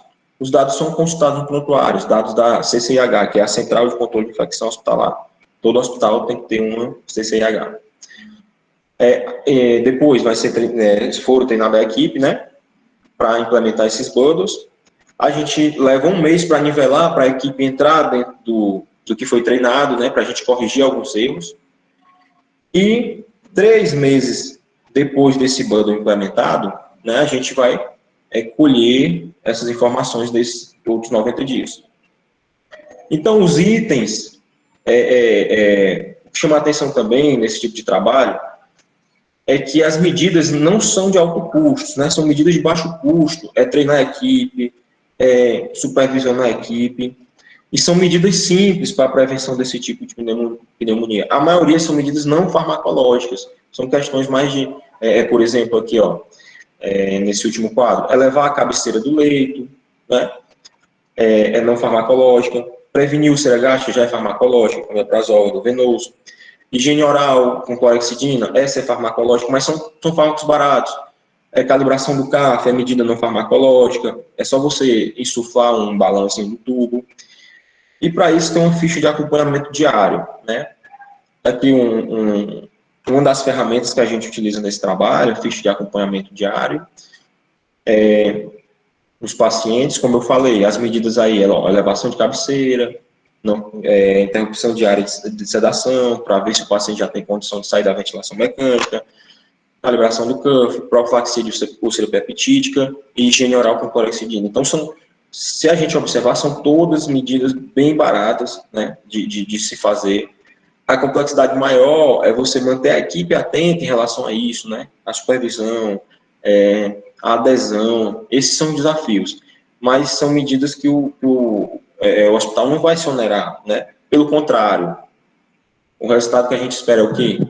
Menor tempo de internação, vai baratear os custos do hospital, menor uso de antibiótico, menor uso de ventilação mecânica, menos gasto com oxigênio, com outras coisas, e principalmente para o público, né, para o paciente, menos complicações, né? Os pacientes vão ter uma tranquilidade maior em relação a isso. Para finalizar, gente, a análise desses dados, né, vai ser feito pelo SPSS, versão 21, né? Serão utilizados testes para verificação da normalidade, né? Isso aqui já é uma coisa bem batida nesse tipo de estudo. E a gente encerra por aqui. Meu contato de e-mail institucional. Alguém quiser questionar alguma coisa, tirar alguma dúvida, algum contato. Obrigado.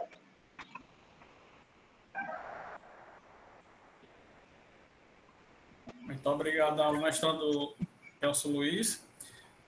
Bom, professor, a gente teve que enxugar muita coisa, né, para caber dentro desses 10 minutos. Era isso mas a gente espera que no contexto geral do estudo... Era isso que eu ia falar agora, que é importante que, para quem está assistindo, saiba que, na verdade, a gente lançou o desafio, né, aos 4 integrantes da mesa para fazer uma apresentação em 10 minutos. E aí, é claro que, como vocês podem perceber, né, pela quantidade de atividade que eles têm, foi bem proveitoso, né, e eles estão de parabéns por tudo que eles fizerem nesse tempo, né? Porque realmente tem muito mais coisas a ser apresentadas, resultados, projetos, e é como eu disse no início, né, a gente tem condição, né, com essa mesa redonda, de observar a qualidade do corpo técnico que a gente tem dentro da instituição, né? E aí, para a gente dar continuidade, mais uma vez, obrigado por aceitarem o desafio e conseguirem realizar com tanta maestria. Para dar continuidade, né, à nossa mesa redonda, eu queria fazer breves comentários e uma pergunta para cada um de vocês, né, a respeito do que foi apresentado aqui, começando com a Aline, a doutora Aline. Foi muito bem dito, né, o que corresponde ao projeto que você está executando em relação à população carcerária, mas eu queria que você desse um destaque para a importância desse projeto para o laboratório escola, né? Para o nosso laboratório, com o que esse projeto traz de benefício à instituição, né? Mais especificamente ao laboratório escola. Ô, Manuel, esse projeto, não só esse projeto, vou falar dos 2 projetos que a gente aprovou, né, que nós aprovamos, que foi esse relacionado à tuberculose e o outro projeto relacionado à sífilis.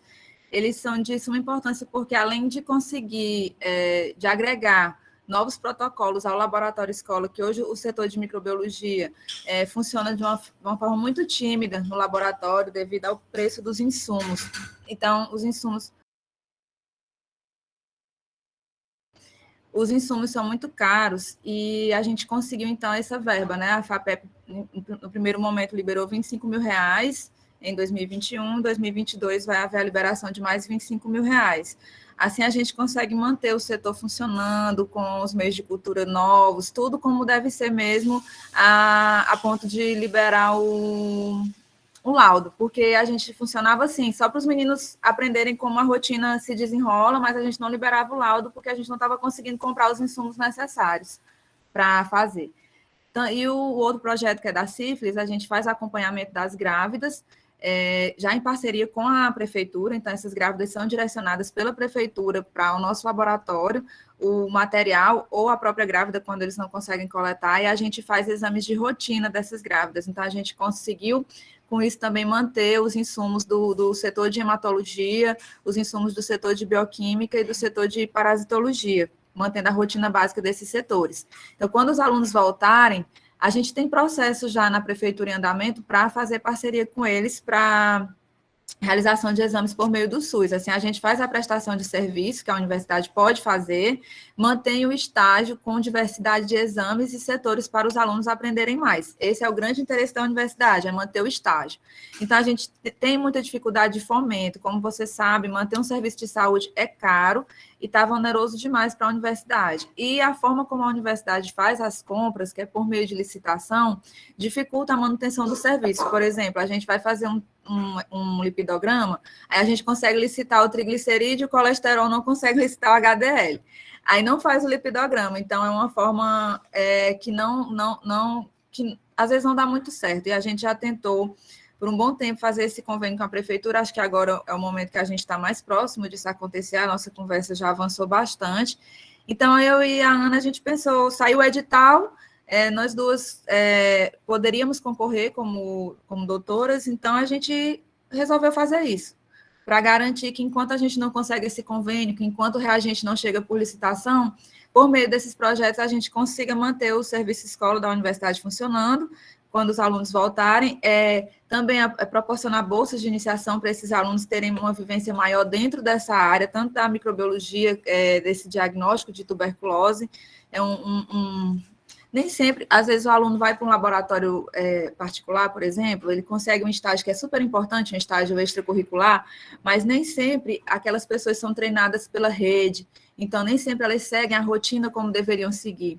E aí no laboratório escolar a gente busca por essa excelência, então é importante para o aluno da universidade ter essa vivência com uma rotina que é baseada em excelência, que está baseada no treinamento feito pela rede. Então, a gente foi até o LACEN, eu e a Ana já tivemos treinamento com TRM anteriormente. Agora, nesse treinamento, eu fui pegar a mesma rotina de teste de sensibilidade, de cultivo, de baciloscopia, de coloração. Nem sempre eles realizam como devem realizar, de controle de qualidade. Então, a gente busca prezar por essa excelência e para o nosso aluno isso é muito importante, ele ter esse primeiro contato dentro da universidade com protocolos que são corretos, para que ele tenha também uma visão crítica quando ele for estagiar. Lógico que ele não vai chegar batendo o pé na porta do laboratório, não é assim que se faz, mas ele vai ter noção de, quando ele estiver trabalhando, quando ele puder implantar a rotina dele, como que ele deve fazer para ter um melhor resultado para o paciente.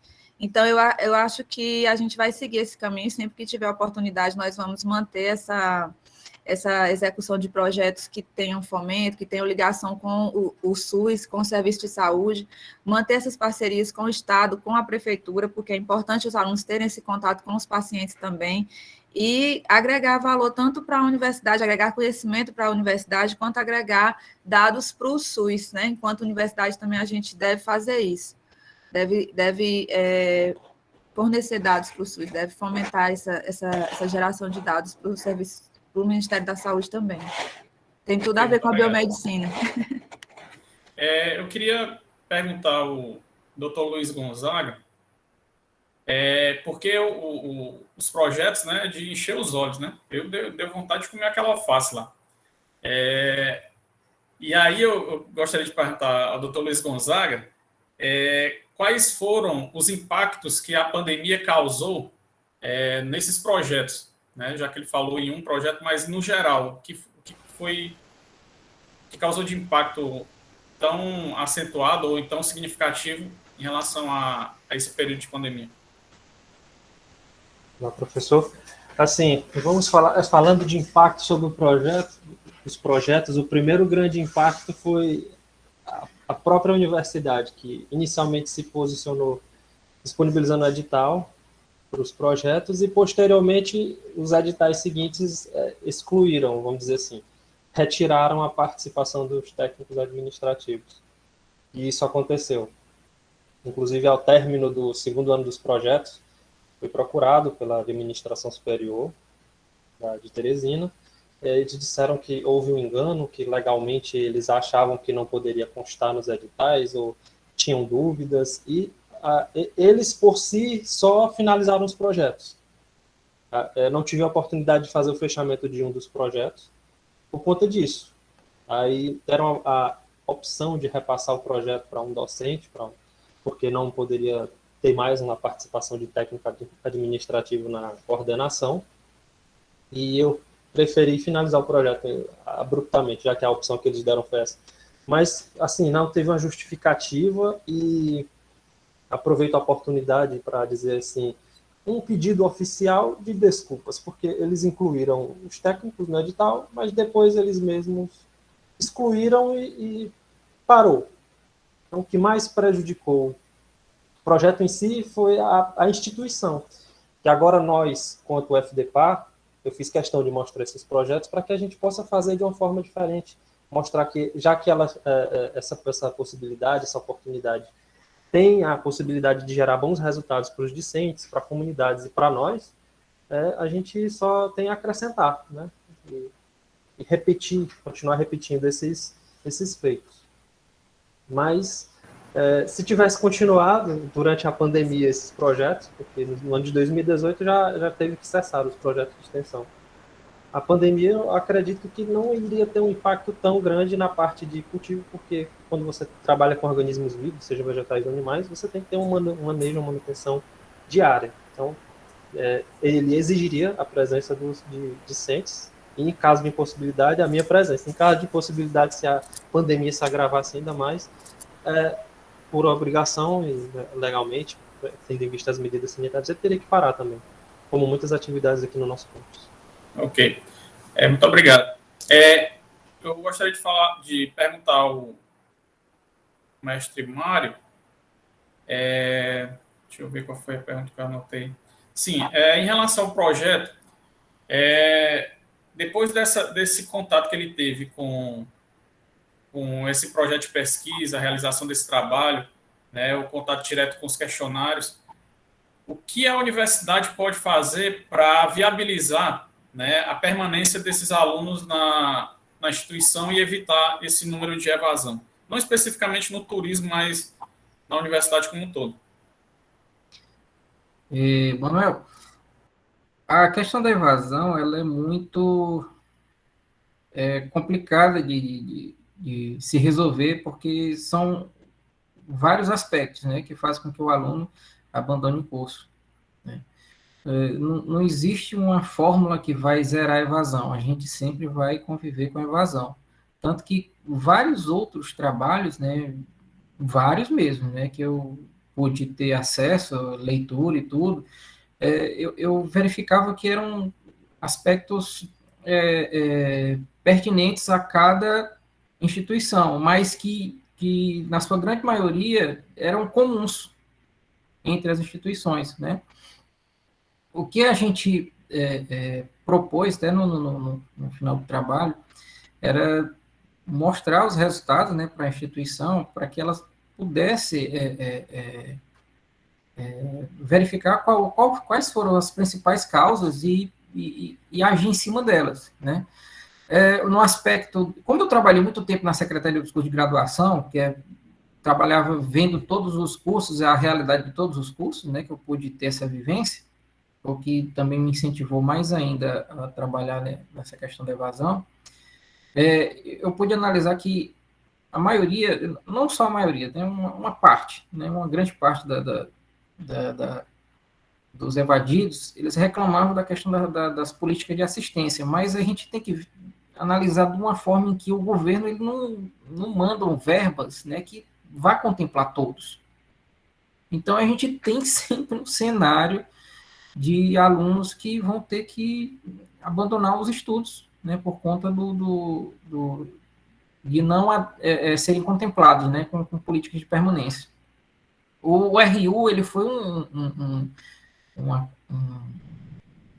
uma coisa bem citada assim, nas respostas, porque foi que ajudou alguns alunos, né, a ainda continuarem a tentar manter, né, o curso, porque tinha aquela refeição do almoço e do jantar, que a maioria reclamava das outras despesas, né, mas foi uma ferramenta que contribuiu para que ainda continuassem nos estudos, né. Mas o que mais reclamavam, né, de que as respostas apontavam, era a questão de se manter despesas acadêmicas, as despesas pessoais, quando eles formavam famílias, né. Então, é complicado a gente dizer que a gente vai poder zerar uma evasão, porque não tem como, né. é um problema que todas as instituições de ensino superior vão ter que abraçar. Mas tem, sim, como amenizar. Desde que sejam analisados porque é peculiar de cada curso, né? Aí tem que fazer um estudo de outros cursos também para saber quais são as motivações que levaram aqueles a abandonar, para que cada curso promova uma gestão, né? Tipo, era interessante se tivesse até um setor próprio para cuidar disso, né? Que a praia que parece que tem, né? Aqui no CMRV eu não citei porque a gente não tinha um órgão específico. A gente tem a UNAI que cuida daqueles que têm baixa renda, mas que foram contemplados com as políticas de permanência.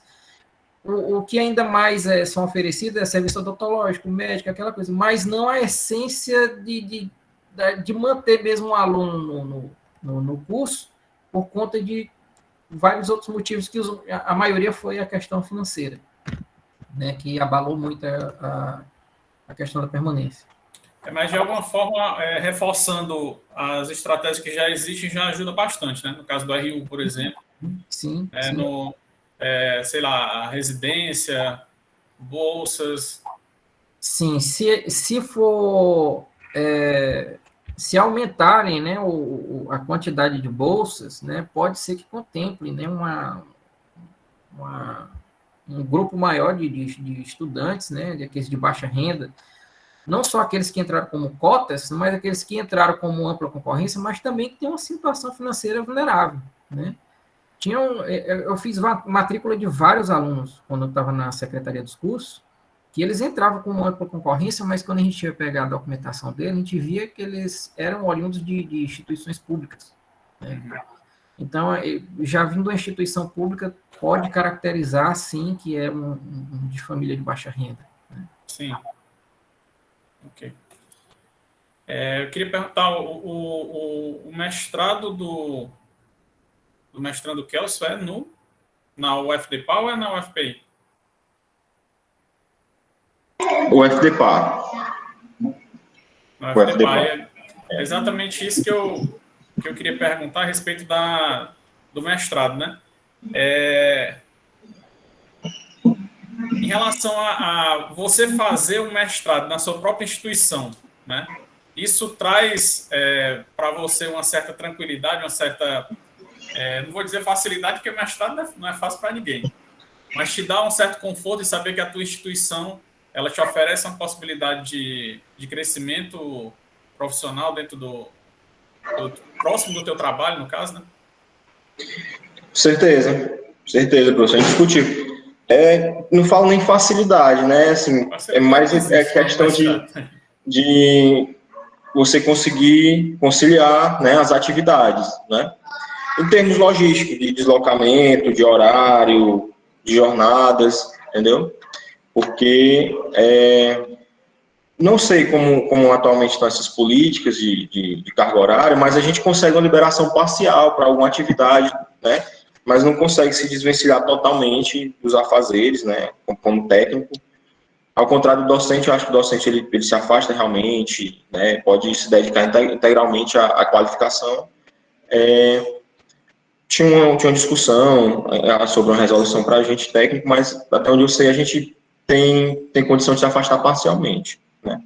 Mas com certeza, se a instituição consegue dar, a gente desenvolver ali tudo próximo, né? E ainda mais que lá onde está sendo desenvolvido isso é um ambiente que é campo de estágio, né? Isso daí é campo de estágio para os alunos do curso de fisioterapia dessa universidade. Então, o próprio projeto já propicia para eles uma experiência dentro de um ambiente mais seguro do ponto de vista de infecção, quanto menos infecção, mais seguro para todo mundo. Uma experiência de trabalhar de uma maneira mais atualizada dentro dos processos de trabalho, né? Dentro dos cuidados com a segurança do ambiente, do paciente. Mas, respondendo a sua pergunta, é importante sim que a universidade possa fornecer isso para a gente, dê esse suporte para a gente.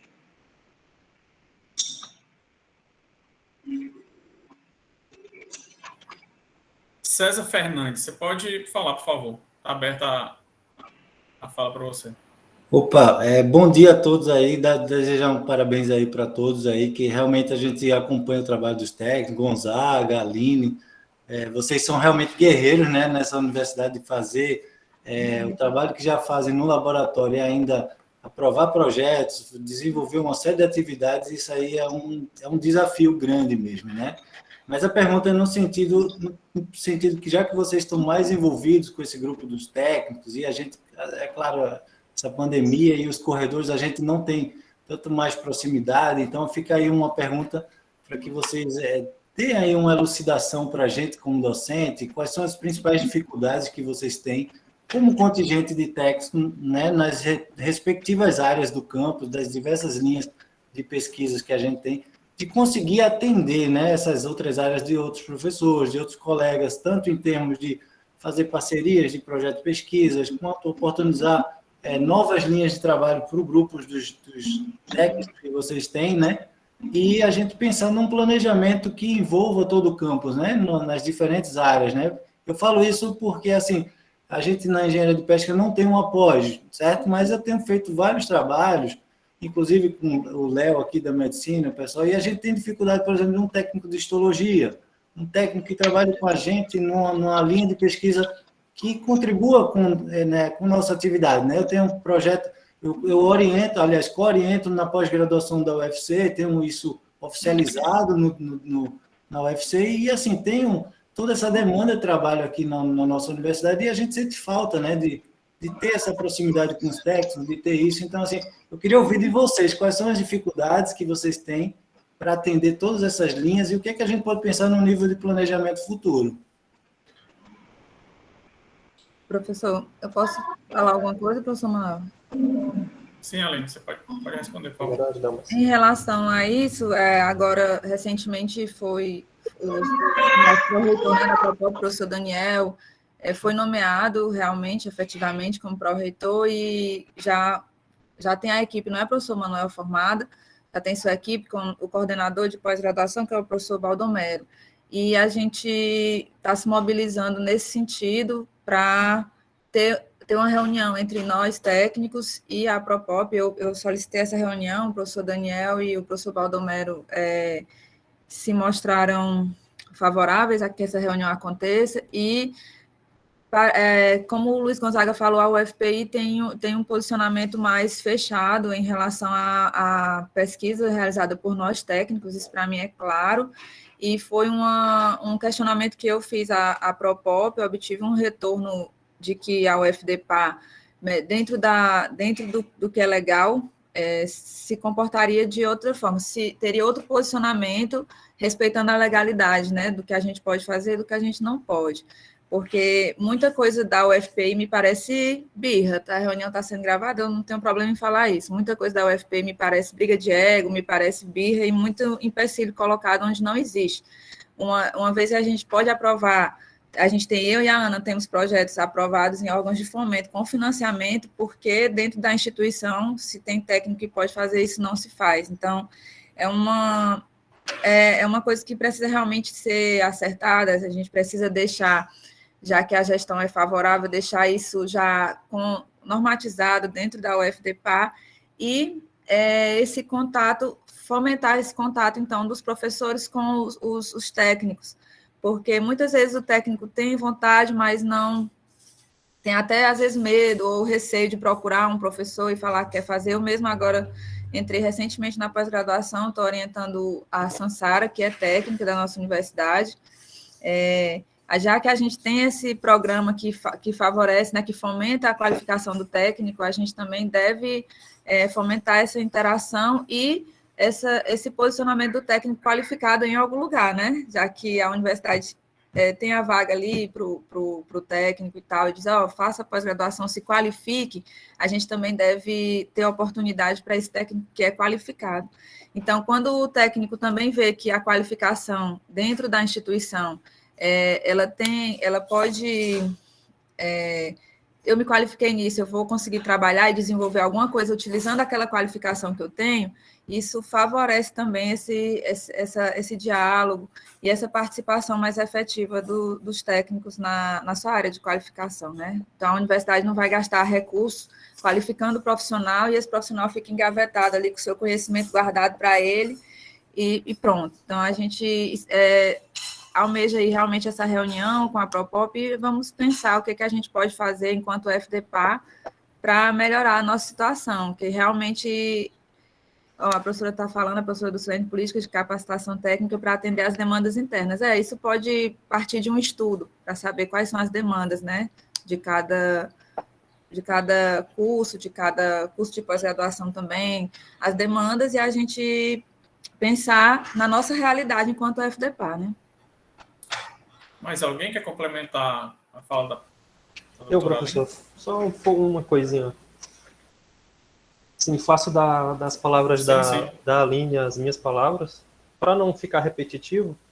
Além disso tudo, assim, partindo do princípio que vamos seguir uma filosofia diferente da UFPI quanto o FDPA, partindo do princípio que essa interação é inevitável de professores desenvolvendo trabalhos, que também necessita de participação de técnicos, os quais, se tiverem a qualificação, a capacitação para aquela atividade, não deveria haver nenhum problema em participarem juntos, incluído também os discentes. Para complementar a dificuldade hoje da UFDPA, eu acrescento o contingente também.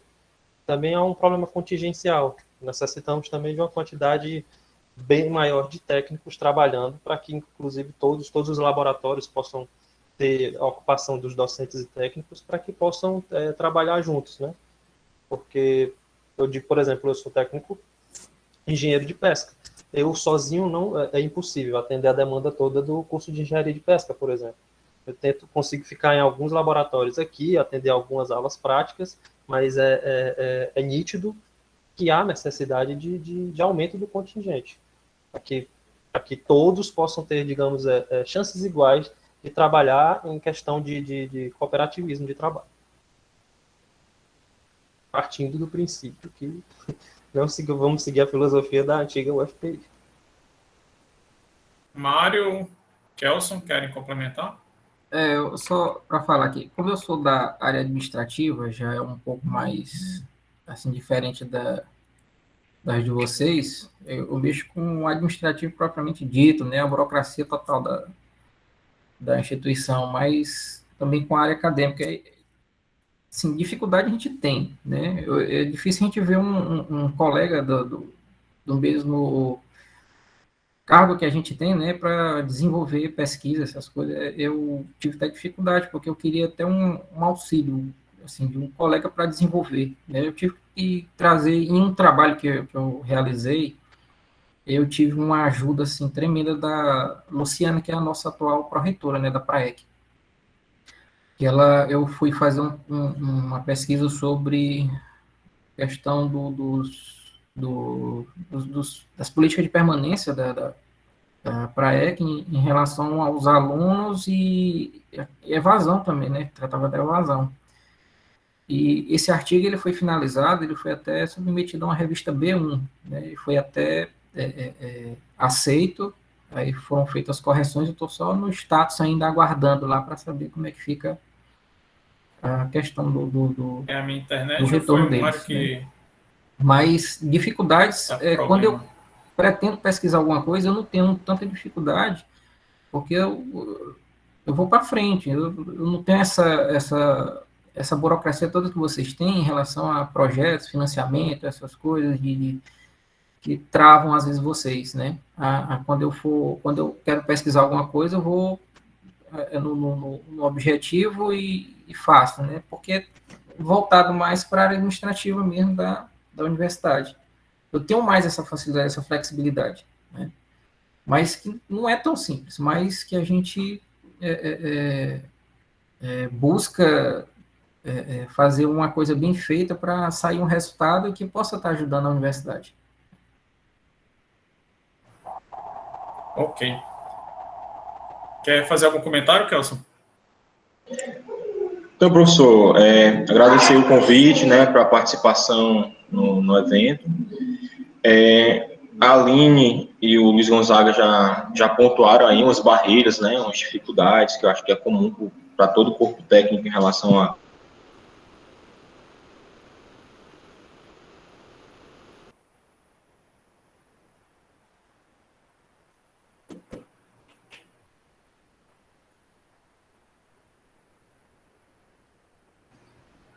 Acho que o Kelson caiu.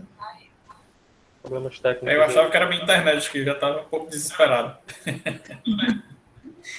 Você fica muito bem, aqui. a sua postura desesperada. Pessoal, eu vou pedir desculpas ao Moisés que...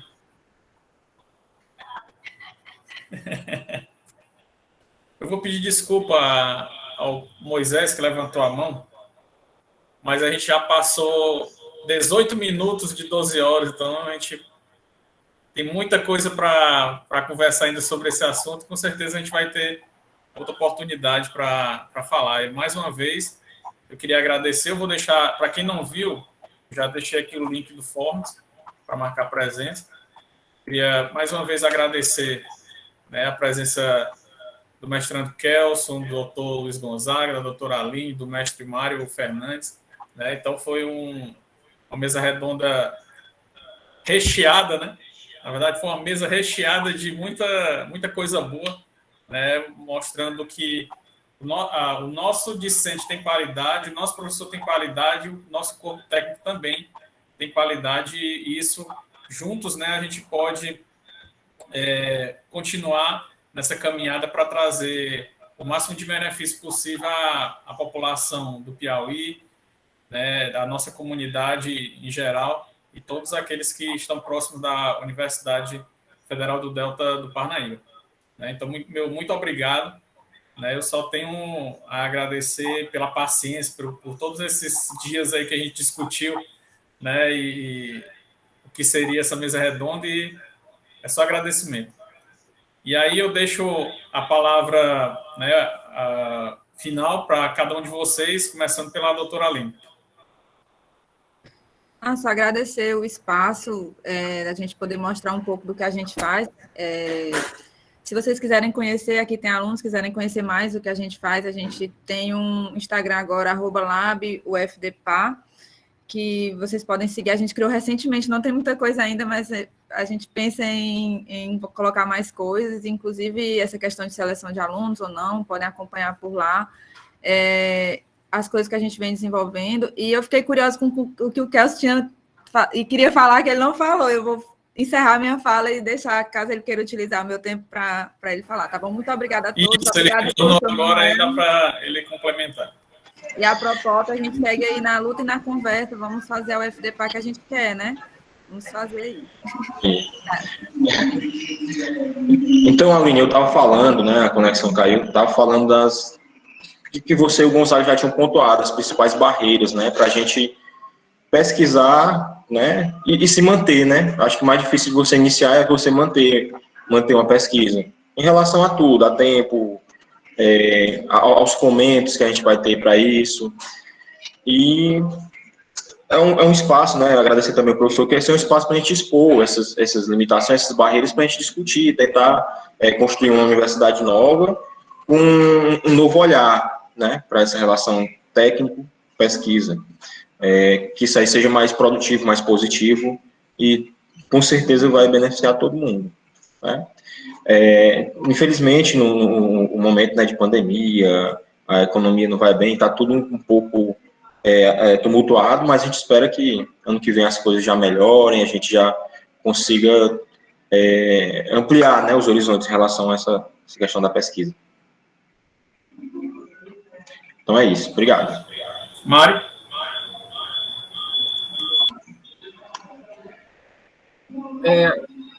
Gostaria de agradecer também pelo esse momento, eu não tinha participado ainda de um evento igual a esse, né? E já adianto que, se houverem outros, né, eu fico à disposição para estar contribuindo também, né? Eu não sei nem se vocês chegaram a escutar o que eu falei, porque travou e eu fiquei falando e eu vi todo mundo parado, na tela, mas fica aí meu agradecimento ao evento, ao professor Manuel Dias, por tudo aí. Se precisar, estaremos à disposição aí. A gente escutou sim, professor, sem problema. Luiz Gonzaga. Bem, pessoal, agradeço pela oportunidade, agradeço ao professor mediador Manuel Dias por essa oportunidade. É uma honra participar dessa banca com esses colegas que eu prestigio muito, admiro muito e dá orgulho de ter na nossa instituição, fazer parte desse time. Então, desejo a todos um bom dia, agradeço a oportunidade, também me disponibilizo para quem quiser visitar o laboratório, quiser conhecer alguns dos projetos que foram feitos ou que estão sendo feitos. Mas só isso, eu desejo um bom almoço a todos. Muito obrigado a todos que ficaram até esse momento, né, e até a próxima oportunidade. Declaro encerrada a mesa redonda. Muito obrigado.